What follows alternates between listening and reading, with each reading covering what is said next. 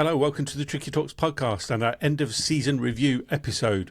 From the opening day right through to the final whistle of the campaign, Forest have taken supporters on a roller coaster ride filled with memorable wins, dramatic moments, 4 managers, big performances, extensions and plenty of talking points along the way.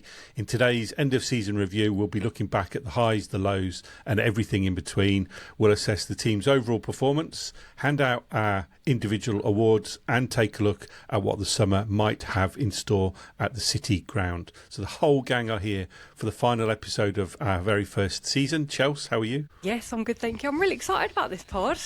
I like an end of season review, see what we all think. I'm really looking forward to it. Yeah, it should be a good one. Looking forward to seeing all of our opinions on the various categories. And Kate, you're here as well. How are you? Yeah, same. I'm really looking forward to it. We made it. We made it to the end of the season. All 4 of us and Forest.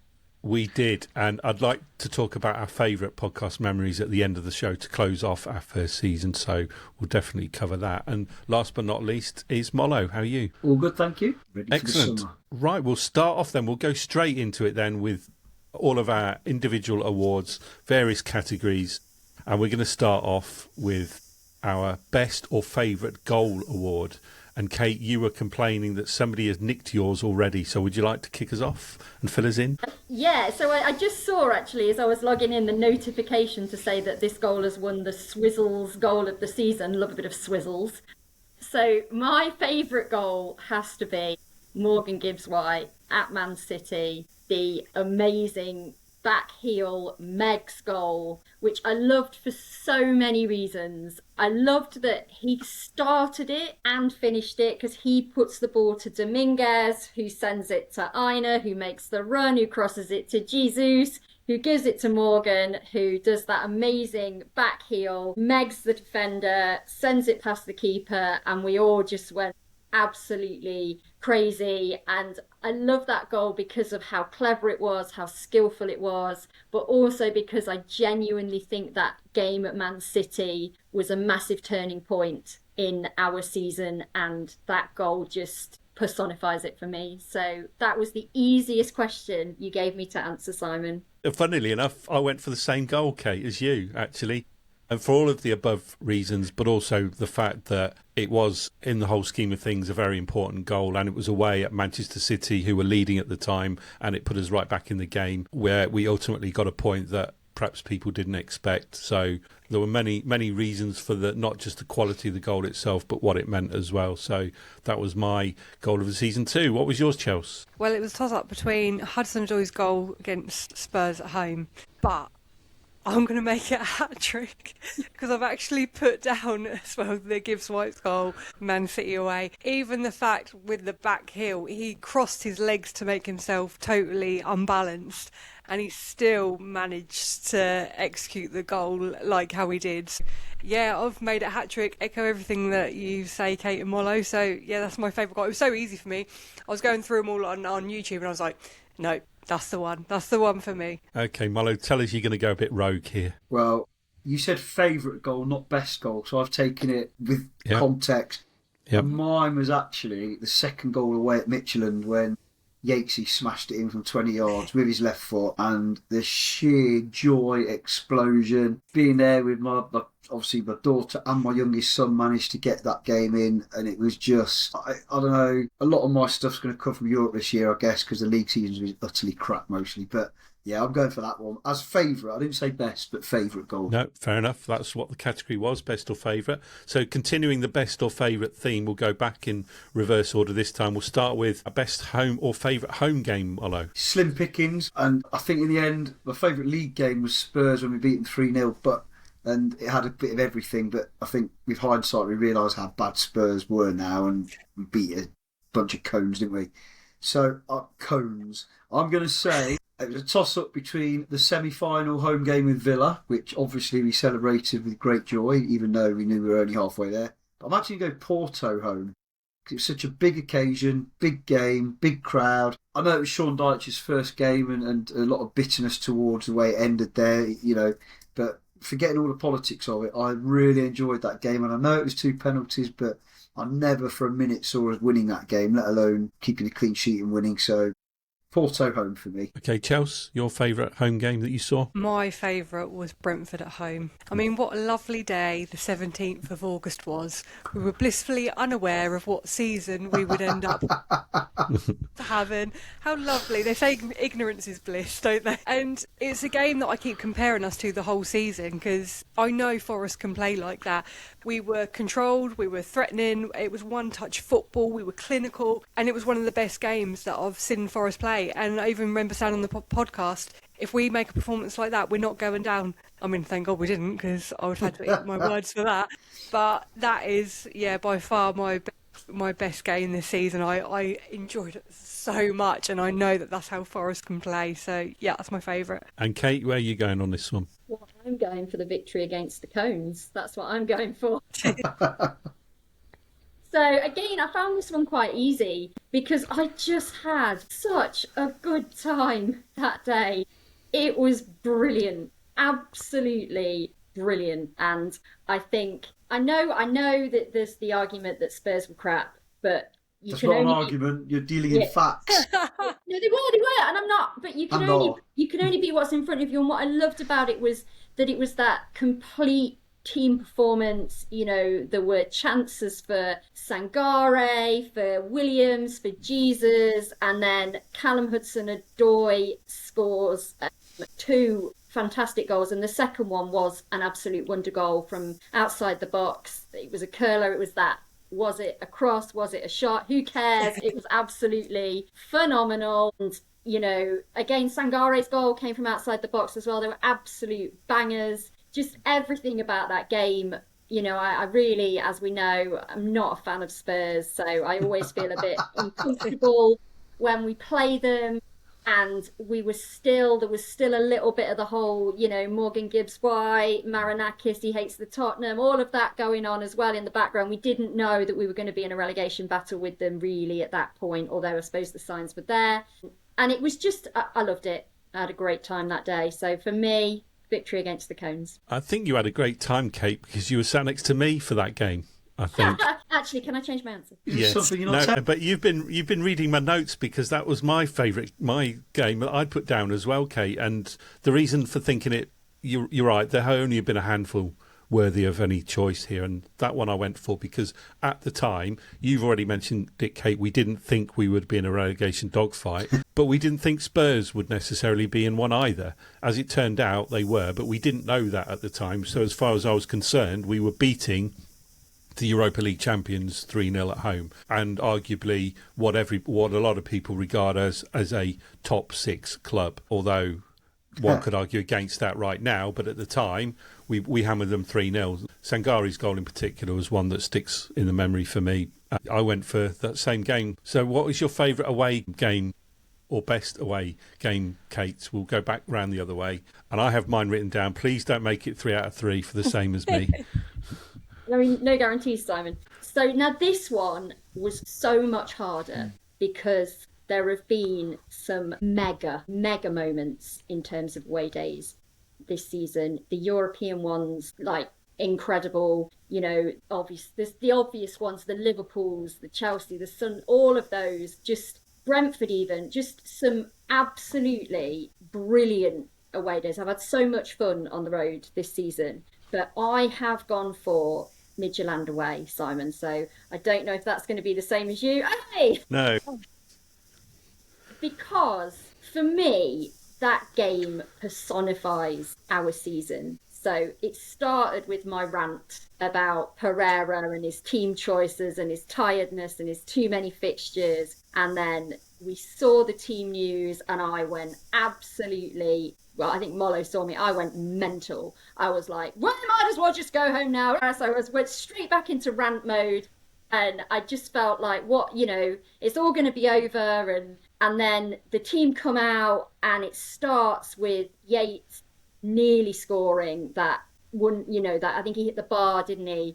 And it kind of almost snapped me out of it, woke me up. And the away end was brilliant at that game. Like, once everybody had got over reading the team news, there was just this sort of attitude of, sod it, we're here, let's go for it. And we sang and we were small in numbers, but it was the atmosphere was incredible. And then to go on and it was Minguez was the looping header, which almost felt like it happened in slow motion at the time, and you just sort of watched it go in, and then it was like amazing. And then obviously Yates did score, didn't he? And that, to see Yates score in a game, absolutely just limbs is what I've written down, because we all just went absolutely crackers. And at that moment we were blooming lifting the trophy when that goal went in. We were just, all of us, just off to Istanbul, just sing.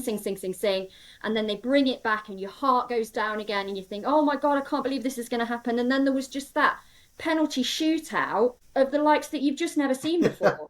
Like, they just missed everything. And it was like the misses were just like, what is going on? And we were just clinical and we scored everything. SAS. Just everything about that game. And it's the first one as well that I think we were in such a state of like jubilation and jumble of emotion that we didn't book anything on the way home for the next game, which meant it cost us boatloads more for the next fixture. But we were just so in it, in that moment and in that vibe and in that place, that I just, I loved it.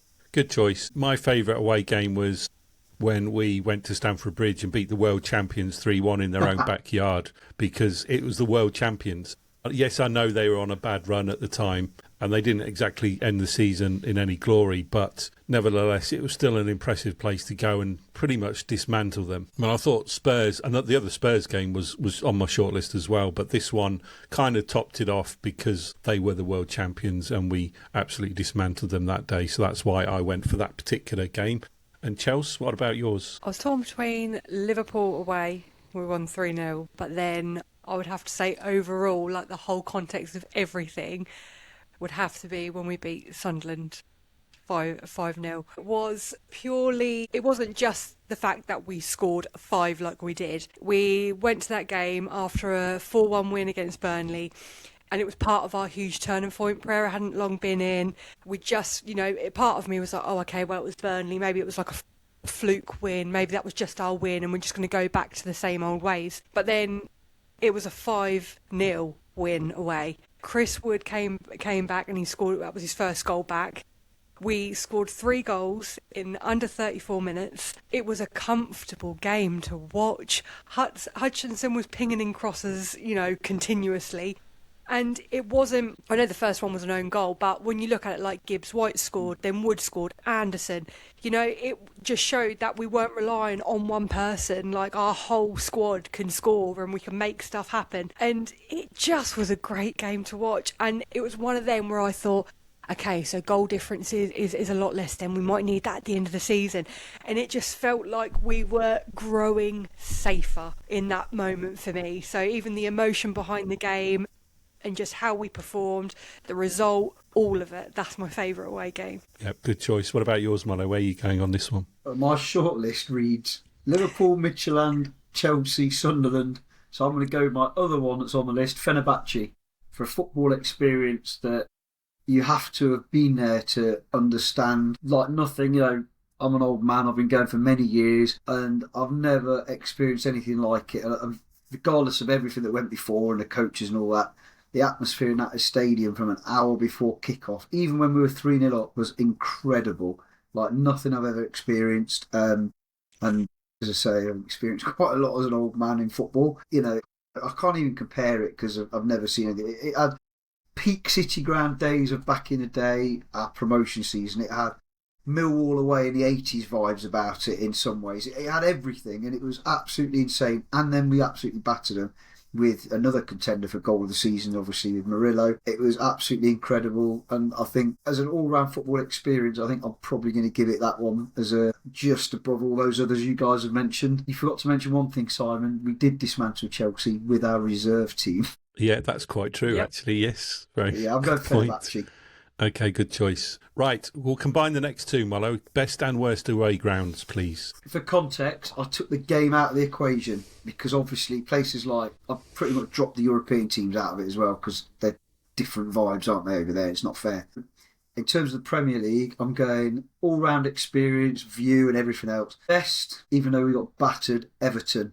even though around the ground was a bit dull, it was still a good place to go out before and after, away from the ground. The view was unbelievable for being, I'm not exactly the tallest, and we were about 5 or 6 rows back, and we could see everything. A credit to Everton. I remember when they were building it, they showed how steep it was, didn't they? And I presume that meant up the top.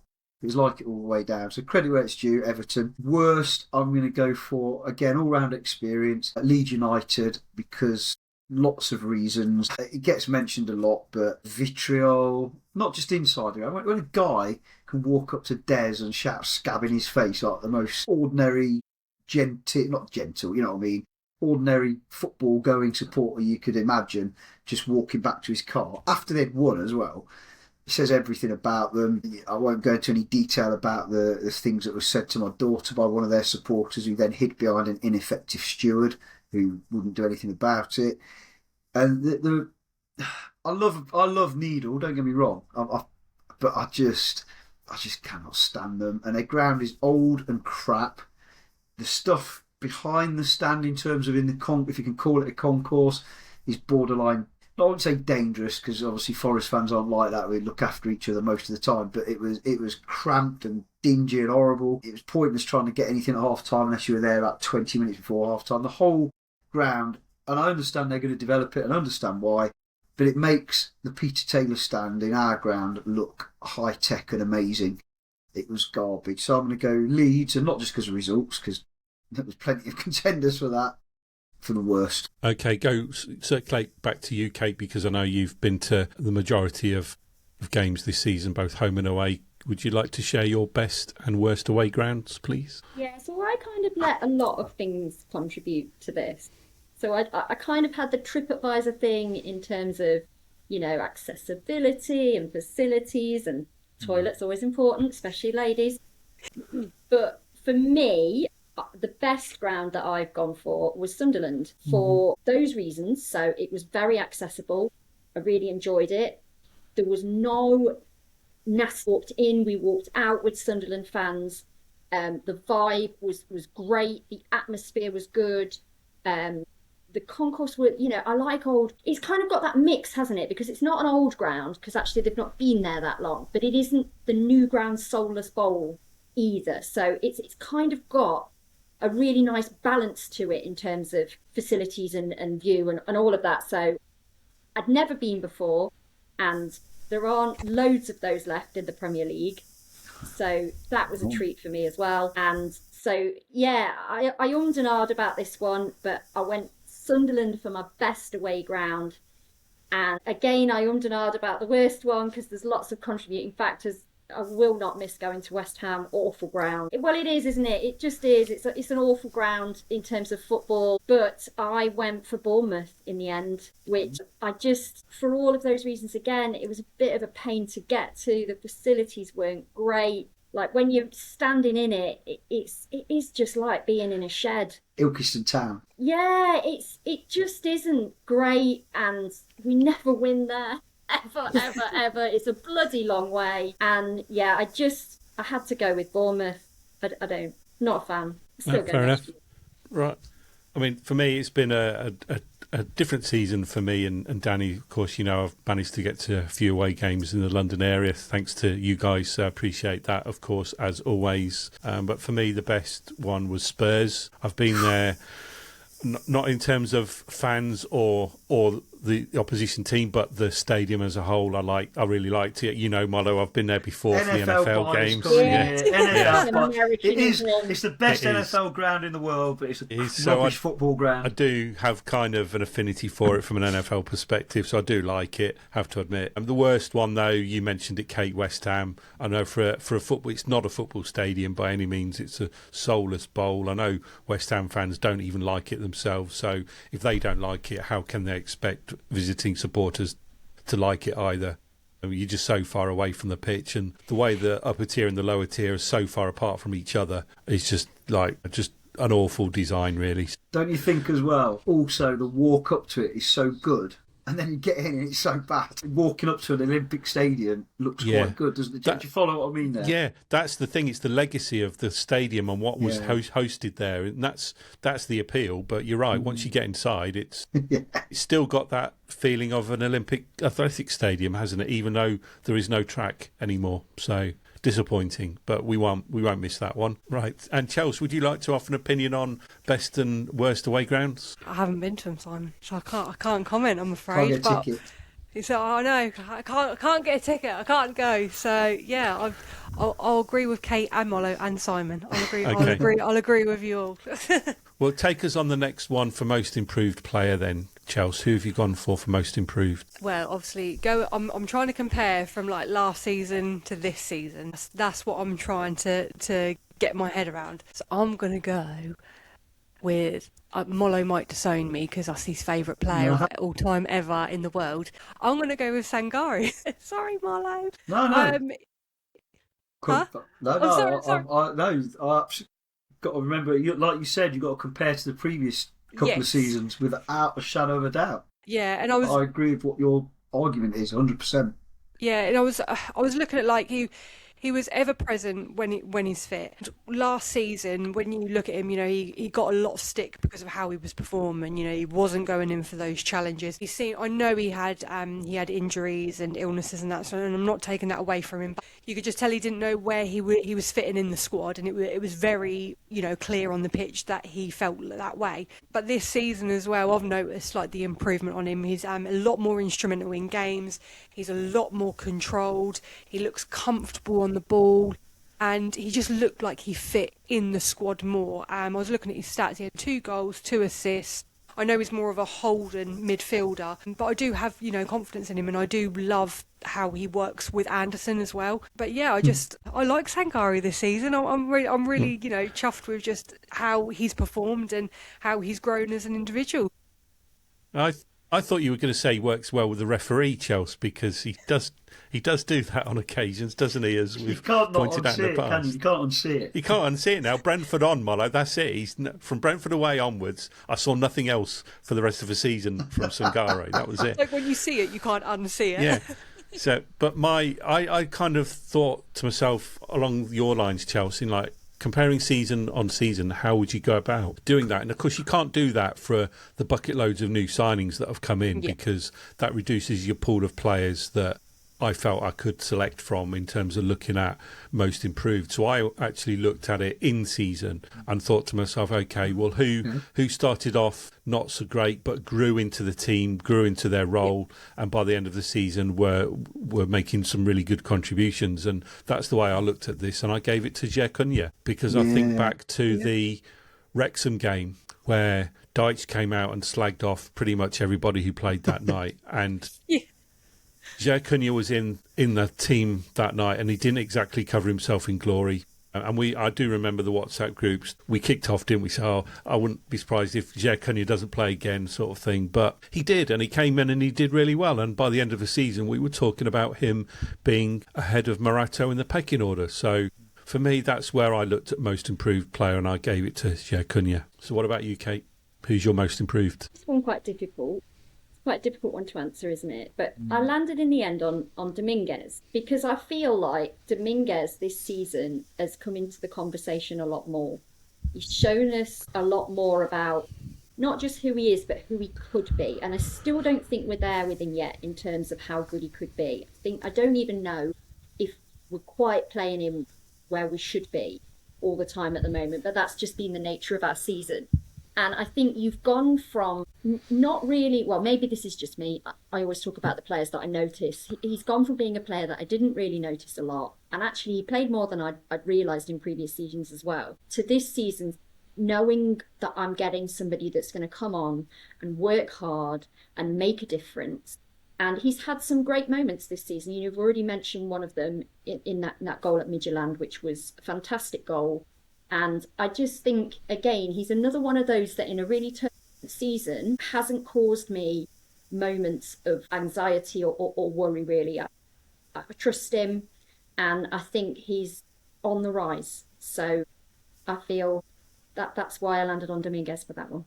Okay, good choice. Mollo, who are you going to wrap us up with on this category? Well, throw me there because you said from the start of the season improvement through the season, which I thought was an interesting one, and I can't disagree with what anyone said so far.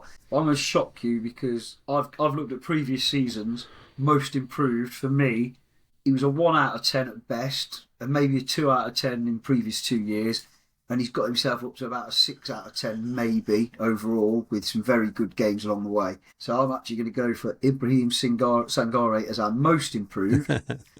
But the proviso is, if I score 10 in darts and then the next week I get 30, I'm still not a very good darts player. But, sorry. And to pick up on something that you said there, what was it, 2 goals and 1 assist or something? How many tackles did he win? Because that won't be very good either. And Yep. I'm going to be controversial and say, I hate us. It's going to be brutal the way it's going to come out. I don't think he does work well with Anderson. And I think Kate's alluded to it about how good Anderson's looked alongside Dominguez. Anderson has carried his workload because Sangare is brilliant at certain things at certain times. We just don't see enough of it. However, that's not the category. Most improved, gone from being a complete 30 million flop waste of money to someone that if we were sensible this summer we might get our money back for and a bit more. And all this talk of a new contract is terrifying that you hear some people saying. But there we go. Sangare, most improved. Okay, interesting. Love your reaction, Chelsea. Right, moving on. Yes, Mollo. We'll start with our best signing. And I'm going to start off on this one because notice I didn't say best new signing. I said best signing. So you know exactly where I'm going. Chelsea's guessed and Mollo has guessed for sure. And the best signing for me was Morgan Gibbs-White at the beginning of the season because his quality speaks for himself, doesn't it? Especially towards the end of the season. I don't really need to justify that. We all know how well he's been played. But for me, that was the best signing of the season. Now, you can't change your mind, guys, if you've already written it down. We need to know your best new signing is, though, Simon, in the interests of fair play. The best new signing, I would probably go with Jesus, off the top of my head. Do you remember when we were talking about this at the beginning of the season, and I think one of the categories you gave was most approve or something, and I put Morgan Gibbs-White in that because of all the stuff around him re-signing and everything that we needed and all the expectation that brought on his shoulders. And hasn't he just lived up to that and surpassed it and smashed it beyond our wildest dreams? Yeah, who was yours then, Kate? So I went for Jesus because, again, I think he's had a really up and down season. He came in, we immediately asked an awful lot of him because of what happened with Chris Wood. We had lots of conversations about him, all the things that he offers aside from scoring goals, but that a striker needs to score goals. And, now as we've come to the end of the season and very much since Vitor Pereira took over, he does seem to now be the player that we hoped that he would be when we were debating whether or not he was a good signing. And now we look to next season with, some real excitement around what this guy is going to bring and how he could potentially flourish, because he is, as we've said before, he is a complete player potentially and could be something very, very special. And I think whereas he's had that difficult start, we are now starting to see something quite exciting. So that's why I went for Igor Jesus. Excellent. Mollo, who's yours? I looked at it a different way. I looked at what we paid and what we could get for them now and how much they contribute to the team and come up with the exact same answer as Igor Jesus. We paid 10 million for him. That gets you almost nothing, doesn't it, in this country? To get a guy, and Kate's already said he wasn't perfect, or of course he wasn't, but for 10 million quid to get a guy to play all those Premier League games, did really well in Europe, led the line really well.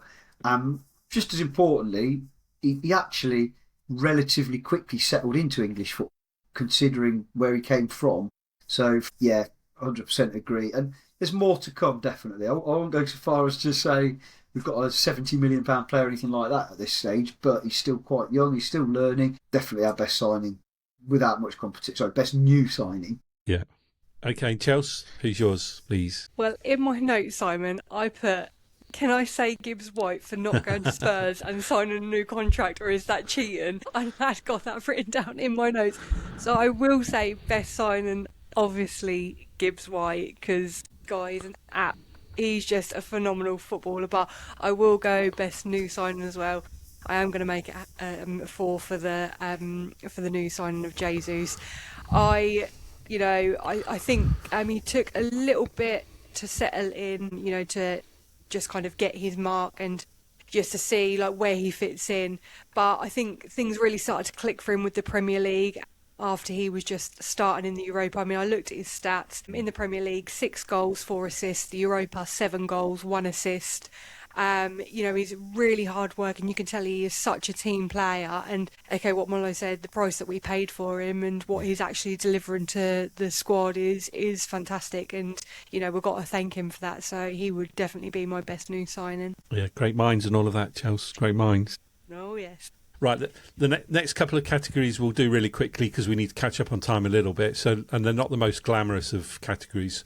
We'll start off with worst signing, Chelsea. Just very quickly, who's your worst signing? Zinchenko, because he didn't really do anything. Fair enough. Molo? Zinchenko. Yeah. Kate? Lorenzo Luca. Yeah, Lorenzo Luca for me as well. Bye-bye. I think that he was filled with promise with that goal at Leeds, but nah, not for me. Sorry. Yeah, but that goal at Leeds means he did more than Zinchenko ever did.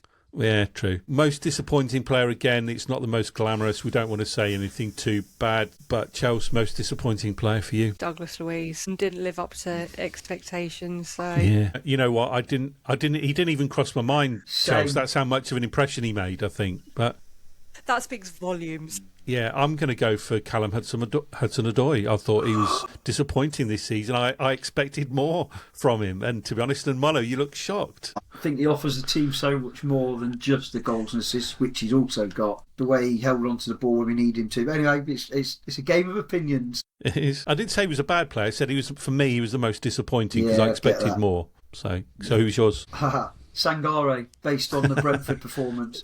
No, based on the Brentford performance where, granted, Brentford didn't really turn up, but he dominated the game. He put in seemed to dominate the midfield, and he never replicated that again for the whole. In fact, it was only the first half, really, if we're honest.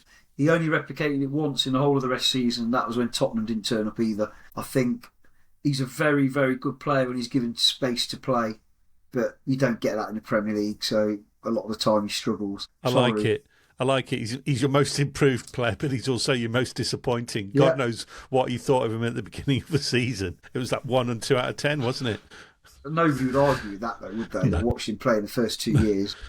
All right, Kate, who's yours? So me, I went McAtee, and that's because I think there's a lot of potential there, and I don't know whether it's that he doesn't suit us. I don't know whether it's that he didn't get the opportunities, but I had high hopes for him. And that very first time we saw him play, we spoke about that amazing first touch, and that I thought, wow, this could be quite something, and he just hasn't reached it. And there've been games where we've seen glimmers of it, and then there've been games where he's just been so off it that you just think, what is going on here? So yeah, for me, McAtee. There are a couple of categories coming up that I do want to spend a little bit more time on, so we'll quickly rattle through the next couple, starting with Kate, your unsung hero. I'm going Stefan Ortega for unsung hero because he was brilliant in the Europa, and actually I think is a contender to be our number one keeper. I think in lots of areas then that he's better than Sells, and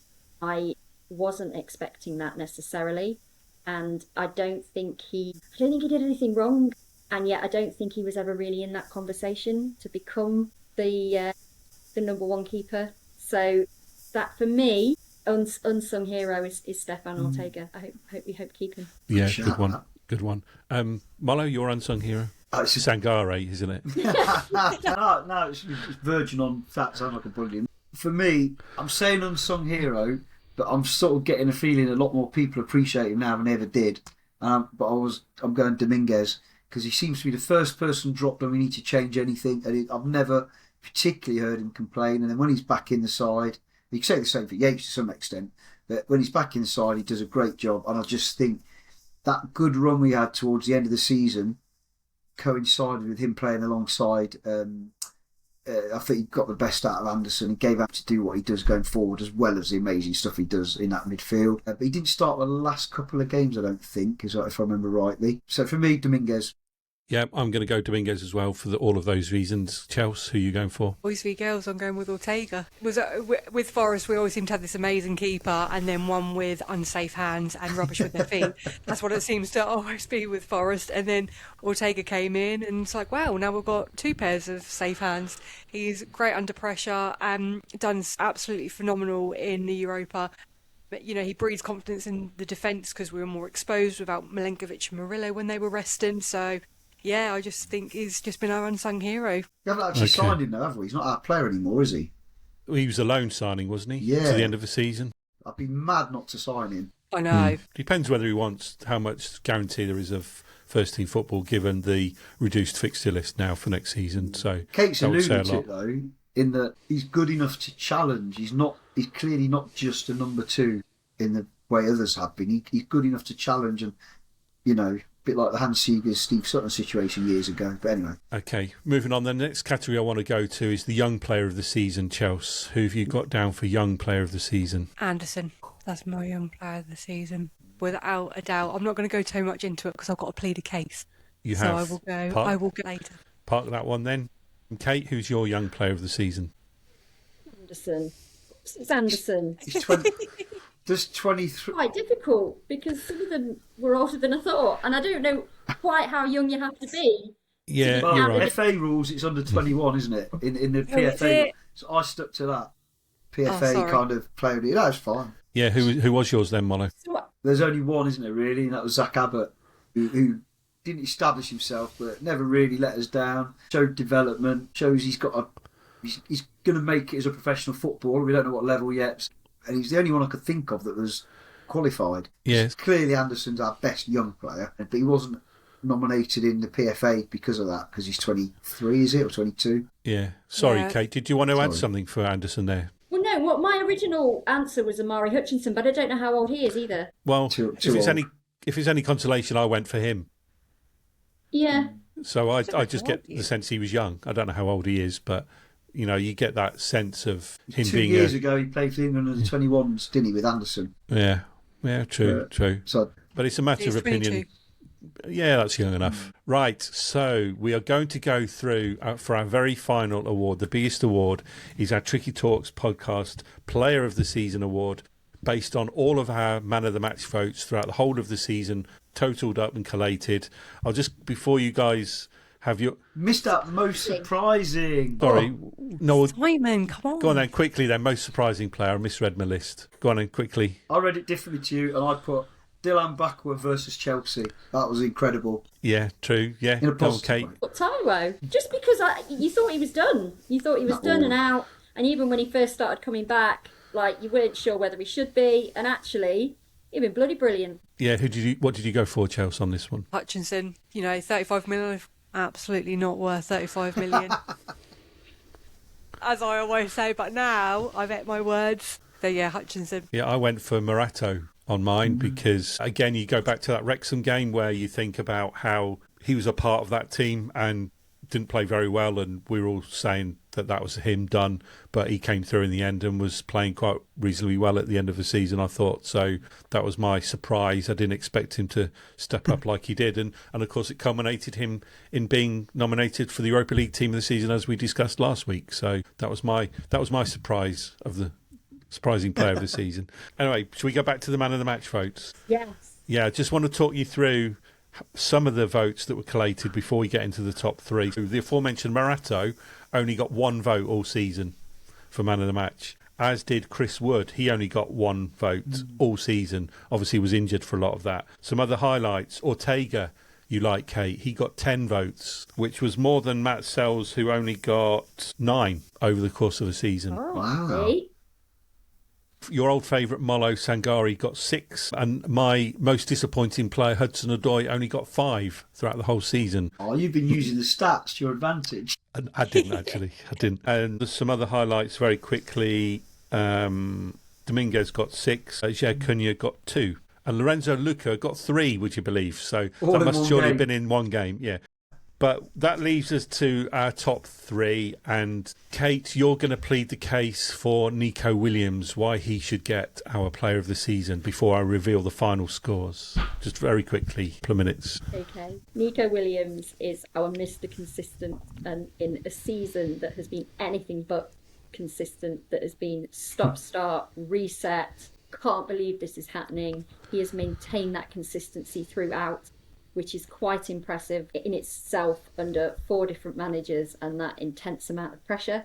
He's made 37 appearances, scored 2 goals, 3 assists, 121 completed crosses, this is my favourite, 1,300 completed passes, which is an 82% rate, which I think is pretty good, 3,206 minutes played and 96 tackles, and that's just in the Premier League. So the guy is a machine and I love him, and Nico Williams is always my favourite. So vote Nico. So Kate loves Nico, Chelsea.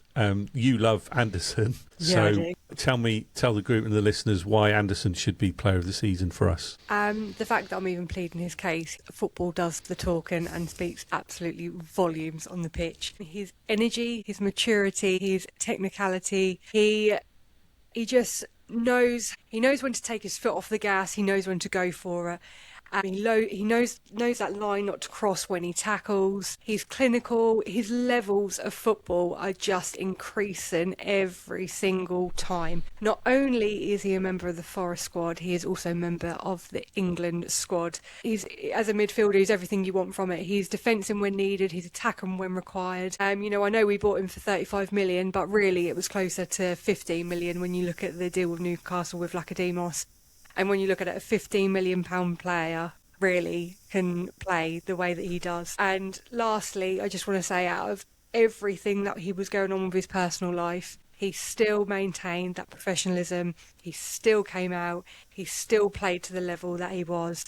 And he is an absolutely outstanding player to have in the Forest team. And we've all been so lucky to have him. And like I said, not only a Forest team player, but also an England team player. Anderson. Well, that was a great argument for Chelsea. Can you beat that, Mollo, for Morgan Gibbs-White? Well, it's difficult to argue against what either of those guys have said, but and stats can say anything. The Brighton centre-back's got the second most touches and passes in the Premier League, but he's garbage. So I'm going to go, and that's not what I'm saying about Nico, obviously.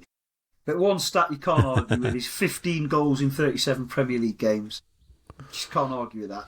And that's from a midfielder, not a striker. Some goals in Europe as well. And the other stat that you can't argue with, for a guy who scores that many goals from midfield as well, is his running stats. Consistently top of the running stats ahead of everybody else. But I'm going to take it a step further and say the reason you could argue for Morgan Gibbs-White being our player of the season is he's the only player that you can 100% say with certainty, if he hadn't have played, we would have gone down, in terms of he kept us up. I'm not saying single-handedly, that's too disrespectful to everyone else, but he was the single biggest contributor to keeping us up. Much like Felipe in that first season, when he came halfway through the season, he was the single biggest contributor to staying up. Without Gibbs-White, we would be talking about preparing for Championship football.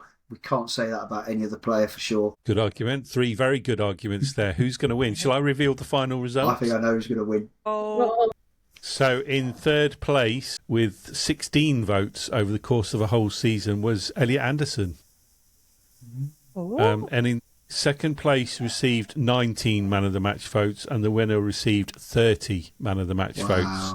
So that is consistent. And I can exclusively reveal, I say exclusively, but the very first Tricky Talks podcast player of the season goes to Morgan Gibbs-White. Wow. Yeah. Yeah. Do you know what, though? Even though I've technically just won, I think that's more a reflection of the levels he's reached. And I'm not taking it away from him, because barring one game, Nico never dropped below a 7 out of 10, did he? Every other player had the games where they were, a 5 or a 6 or actually got outplayed.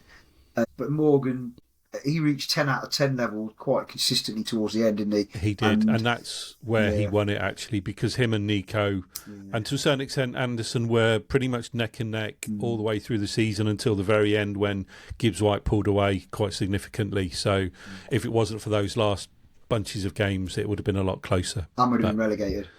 Yeah. Yeah, exactly. And I'm going to say in Chelsea's defence, and this is bizarre, that Elliot Anderson is actually our best footballer all round. And I think sometimes when we're looking at man of the match, we take him for granted, where he's perhaps had a 7 out of 10 game for him, which is still better than anybody else from most teams. But those are the three we need to keep.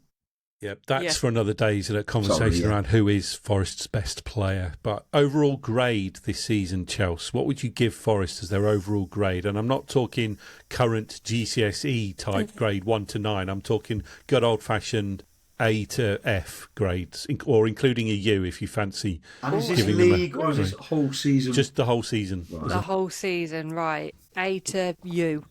Okay. Yeah. So I'm going to go with a D plus. That's what I'm going to do. I'm going to go that. It's not, you need A to C, don't you, to get far, and we didn't meet that criteria. Obviously the Europa, I didn't expect us to get as far as what we did, and they're memories that I'll cherish, with my dad forever. But when you look at the Premier League, that's the league that we do need to stay in to get anything in Europe. If we haven't got that, then we're not getting in.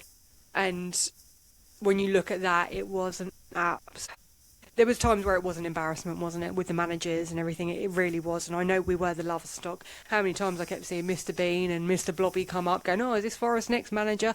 And you just know that was the case. But D plus.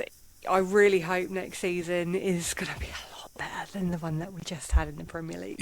Yeah, we all think that and hope that, I think. Kate, what's your overall grade for this season? So I'm going to go for a C, because actually, Chelsea, we did pass. We might have just scraped it, but we did, because we stayed up, and we stayed up before the last game of the season. So for me, we had a difficult time. There was a bit of truanting. There was lots of not doing your homework, but we revived like crap towards the end and managed to pull out a C. And I don't think actually that you can underestimate the contribution that the Europa League made to that season, because it made it something that I've never experienced, and it gave me so much joy. And actually we got to the semi-final, and had that semi-final not been against Aston Villa, the likelihood is we would have got to the final, And I know that that's because, we cocked it up a little bit in the group stages. But even then, that's taking into account everything that was going on behind the scenes. So for me, we scraped a C. Yeah, if this was a school report, it would be a C minus with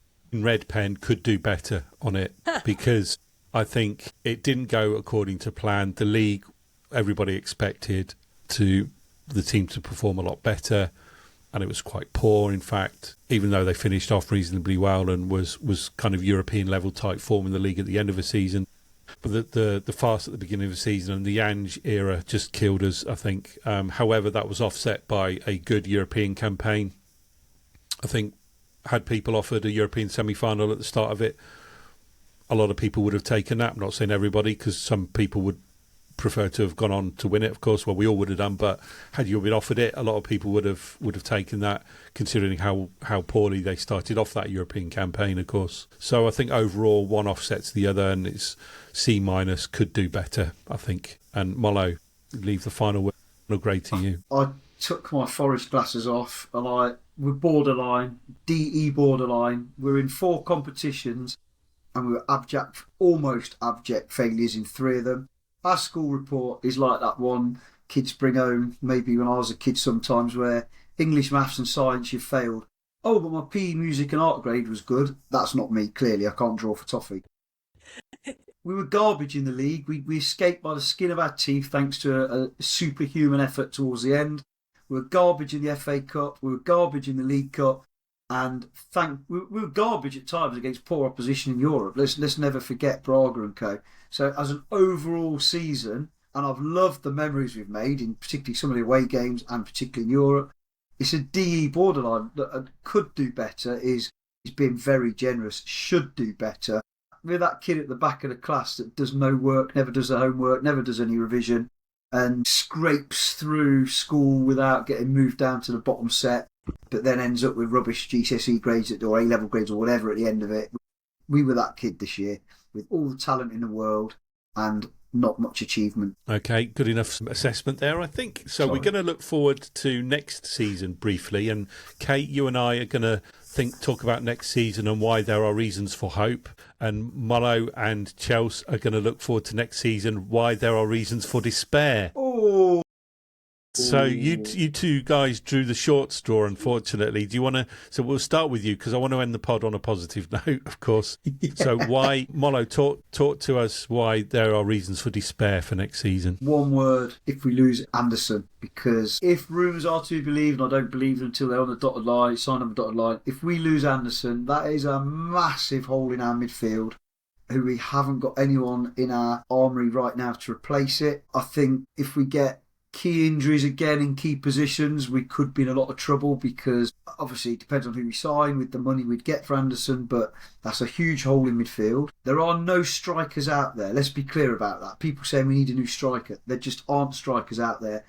Arsenal spent, was it 65 million on Gorkiez, who, whatever his name is, who's garbage. He scored a reasonable number of goals, but I honestly think you could score those goals, Simon, and you're. And I don't mean at your peak. I mean now, if you're playing up front for Arsenal, some of those goals, being disrespectful. You know what I'm saying? There isn't strikers out there, so we need the three we've got to stay fit, to perform, maybe even to defy Mother Nature a little bit in one case, because obviously since coming back from an injury hasn't looked the same yet, but now with a pre-season I'm relying on him to be the same. And also we've got two absolutely fantastic centre-backs, but every time we lose one of them at the moment the drop-off is massive. Now I believe I'm Morato's biggest defender. I think there's going to be a very good player in him.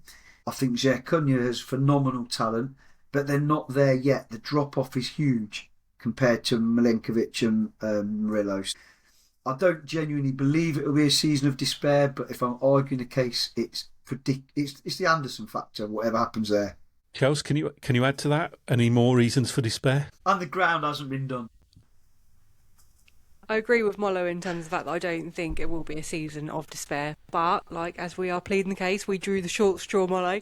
So I'm going to say that we have a lot of very high value, as in high value to Forest, players that are definitely in the shop window, Anderson being one of them. And it is very clear that there'll be a lot of interest in players, and if we do have the likes of Anderson go, for example, who are we going to have to replace him? We've seen the likes of the recruitment in terms of Zinchenko and Douglas Luiz. Are they just going to get a player just to fill that void but doesn't perform anywhere near close to what they do? Is it going to be a round peg in a square hole situation like it has been, where the expectations for the player are exceptionally high and they overpromise and underdeliver? And that's what it has been for a couple of seasons. Obviously there has been some great signings, but this season in particular they haven't been the best, have they? So is that going to be a case of that again? And do we lose Anderson? And who else do we lose? We're unsure at the moment, and I'm the same as Simon. I absolutely hate the transfer window. I will say that till the blooming cows come home. I hate it. Too many rumours. Until they've all signed on the dotted line and I hear it from the horse's mouth, I won't believe anything. But that is my case argued. Yeah, very well argued too. So we get the good stuff, Kate. Sorry, Chelsea and Mollo, but we're going to plead the case for why there's reasons for hope. And do you want to start, Kate, or shall I go? So there are reasons for hope because we aren't going to have 4 managers next season. Okay, so that's the You first. don't know that. Too soon, Kate. We're not. I'm not foolish enough to think that we'll absolutely cruise it with Vitor at the helm for the entire time, but it isn't going to be that next season. And I believe that as much as having that European experience this year was just amazing, it does take some pressure off next year not having that in our fixtures. It gives us the opportunity to perhaps do well in a domestic cup, because if you think about it, the season before we did make the semi-final of the FA Cup, so we had a good cup run as well as a good league run. So if that is a bit more of our template, then I'm happy with that. We should, without Morgan Gibbs-White going to the World Cup, have a fully fit, fully firing Morgan Gibbs-White ready for the beginning of the season. And that is brilliant because Morgan Gibbs-White is going to stay. He's going to stay. And if Morgan Gibbs-White is going to stay, there is every reason for hope. So over to you, Simon. Yeah, I can't really follow that, but I will. So my thoughts are, you're right, Anderson is the key to what direction this summer goes. But for now, he's a Forest player, so let's assume he's a Forest player. And that I look at that team and think they've got a really good spine. They've got really good goalkeeper, and you've got Milenkovic and Murillo in front of them, and you've got Anderson and Gibbs-White in front of them, and you've got Jesus and Wood in front of them. So they've got a really good spine to work with. But I also look at the other teams. I look at the teams that have come up, Ipswich, Coventry, Hull. I look at the teams in Europe, Brighton, Bournemouth, Sunderland, Palace, Leeds. I look at Fulham, who have lost their manager. Don't know what direction they're going to go. And I look at Spurs and think, well, they're still very Spursy. They've been 17th the last couple of years. Are they going to make any progress? So if you think about Forest, have the potential to be better than all of those teams. Yeah, they're going to be ups and downs along the way, but not everything is going to be plain sailing. But all things being equal, Forest have got an opportunity to be better than all of those teams, especially the teams that are in Europe. We know how difficult that they're going to find it. So you take all of that into account, and if Forest can finish above all of those group of teams, they're already in 10th or 11th place in the league. And that is on the cusp of qualifying for European football once again. The route to that, of course, you can't guarantee anything through the league, is through a cup. And I genuinely believe, without the added complication of a bucket load of Europa League or Conference League fixtures, Forest can afford to play their best 11 more often than not in the league and the cups next season. That's why I'm thinking there is reason for hope in that.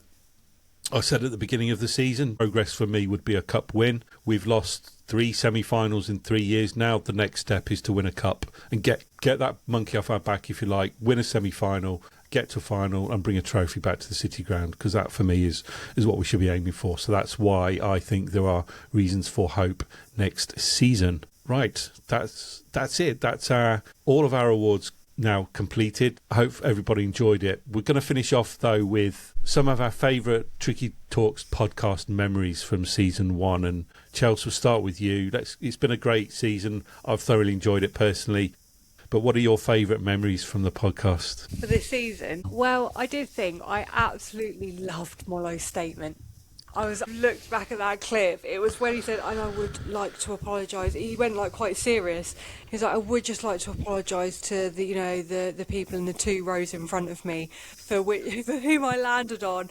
I thought that was absolutely While I lay there screaming. Brilliant. I could not control it. I had to move my head away from the mic because this laughter just came out. It was brilliant.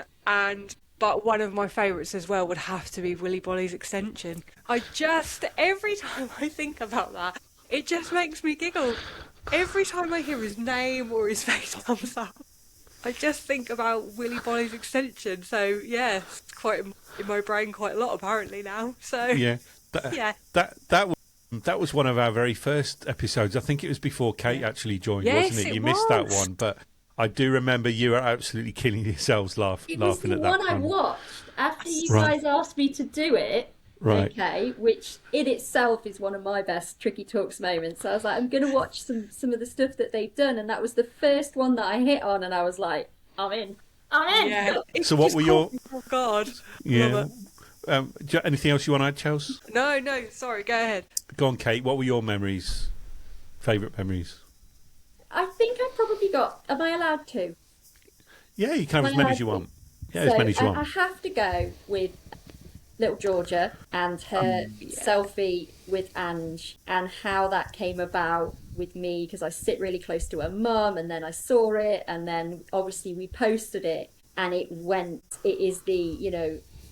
viral, didn't it? It did, yeah. It went everywhere. It was on Men in Blazers, it was on Fabrizio Romano, it was all over. We were retweeted, and little Georgia came on, and Georgia and I went on that Australian radio show, all off the back of just this random photo with this lovely girl and a lovely mum who are Forest fans that sit just in front of me. And so, I mean, that has to be up there, doesn't it, with one of the best moments for doing something like this. Absolutely brilliant. And then I think the other one was the vlog that I did when we went to Betis. I'd never done anything like that before. I never would have done anything like that were it not for being a part of Tricky Talks. And it might not have been the best vlog that's ever been created, but I got to do it and had a great time doing it. And first European game, and I got to vlog it for this wonderful podcast that we all do. So they're my 2. Excellent, good stuff. And you, Molo, what about yours? It's very, very hard to look beyond Willy Bolly moment in terms of I love a bit of comedy, and it was just so in the moment. But I'm gonna go a bit left field because it's usually on the start when Gary Birtles kindly agreed to do that little voiceover thing and said, "Listen to I won't quote him because people hear it at the start, so probably that."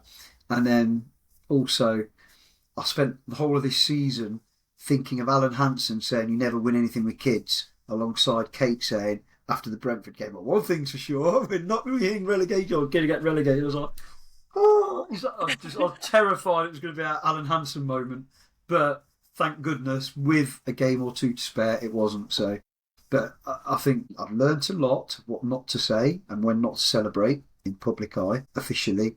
But yeah, no, it's just been. I mean, it's just the only difference is we haven't got a drink here, having a pint. It's just like talking Forest in the pub, isn't it? Without the swear words. Yeah, it is. Obviously not from me. Yeah. My favourite memories, and I've got a few, is obviously Willie's extension was the top of the list I've written down. And going viral on X twice, fairly on in the season, we went viral after posting a clip about Nuno just before he left. And then the Ange clip got 4.9 million views on X and was 5.2 thousand likes, I think. So that was great to see. Getting an opportunity to go on Sky Sports News through the podcast at 6:30 one morning was something I would never even thought about doing, or never mind having the guts to do it. But most of all, I think the thing that strikes me is renewing a friendship that spans over 40 years with you, Molo, because we've known each other for such a long time, and obviously you've been living close to me and then you've moved away, and renewing that acquaintance has been really good. But also meeting two people who I've not met before, who I now consider my friends in Chelsea and you, Kate. So that for me has been the highlights, and getting to have this little Forest family that we can talk Forest each and every week has been absolutely amazing. So I just want to say thank you to all of you for being part of the podcast. Simon. My hay fever's getting really bad now. Yeah. Playoff vibes.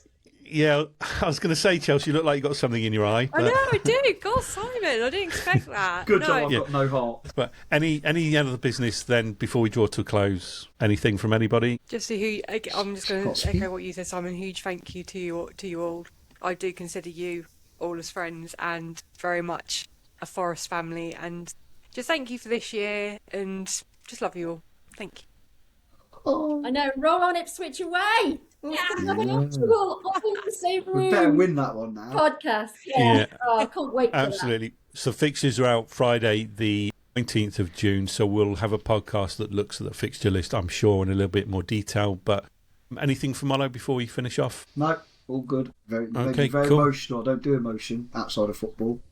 Right, that's season 1 in the books. Thanks to everyone who has supported us, who's followed us, who's interacted with us, and of course listened or watched. We appreciate each and every one of you. And if you've enjoyed what you've seen or heard, we'd very much appreciate a good review on your podcast of choice, of course. We've got lots of stuff planned for season 2, so keep an eye out for that. And the eagle-eyed among you may have spotted a few new things already. So in the meantime, thanks again for watching or listening, and we'll speak to you again real soon.